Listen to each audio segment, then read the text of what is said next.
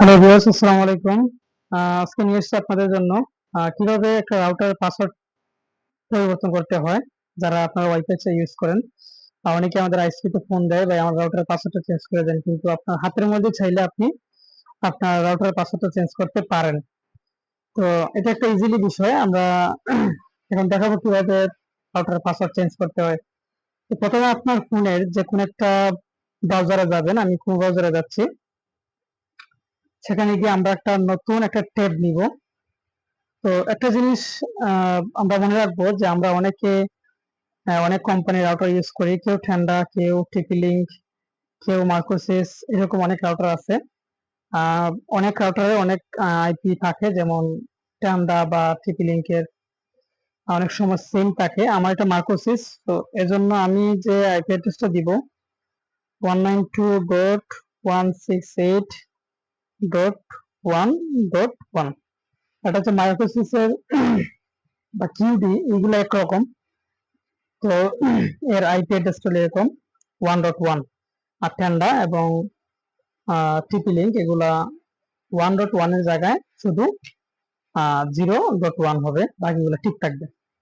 এখানে এসে আমাদের একটা পাসওয়ার্ড চাইবে। এই পাসওয়ার্ডটা হলো রাউটারের প্রোটেকশনের জন্য। আইপি আইএসপি হোল্ডাররা এখানে একটা পাসওয়ার্ড সেট করে দিবে। তো এখানে তাদের কাছে আমরা পাসওয়ার্ডটা জেনে নিব। যেমন আমারটা হচ্ছে অ্যাডমিন 123। তো আমি রাউটারে ঢুকলাম, এখানে একটা সেভ অপশন চাইবে। তো আমি ছেড়ে চেক করে রাখতে পারি পরবর্তী কাজের সুবিধার জন্য।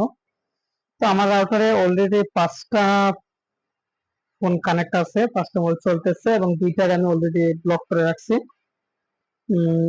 এই দুইটা ব্লক আছে এবং টোটালি আমি 5টা ফোন অলরেডি চলতেছে।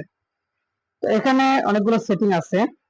তো আমাদের যে কাজটা হলো, এখানে 3টা পর্যায়ে সেটিং আছে, যেমন ওয়্যারলেস সেটিং, নেটওয়ার্ক সেটিং এবং ডিভাইস ম্যানেজমেন্ট। তো আমাদের কাজটা হলো ওয়্যারলেস সেটিং। ওয়্যারলেস সেটিং এ যাব। যাওয়ার পর এখানে দেখবো SSID নামে একটা আইডি আছে, যেটা আমরা আমাদের ওয়াইফাই নাম শো করে, যেটা এবং নিচে একটা পাসওয়ার্ড দেওয়া আছে।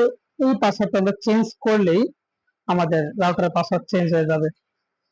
এবং আরো কিছু বলি, যেমন এখানে নেটওয়ার্ক আছে, এটা আইএসপি হোল্ডারদের কাজ, এখানে আপনি ধরবেন না। এখানে আইএসপি হোল্ডাররা বিভিন্ন সেটিং দিয়ে রাখে, যেটা আপনি সরালে আপনার রাউটার বন্ধ হয়ে যেতে পারে। এবং ডিভাইস ম্যানেজমেন্টে আপনি যেটা করতে পারেন সেটা হলো আপনার কতটা ফোন কানেক্ট আছে এবং আপনি কোনটা ব্লক করবেন কিনা বা ব্লক খুলবেন কিনা, এই সেটিংটা এখানে দেওয়া আছে। তো আশা করি বুঝতে পারছেন কিভাবে আপনার রাউটারের পাসওয়ার্ড চেঞ্জ করতে হয়।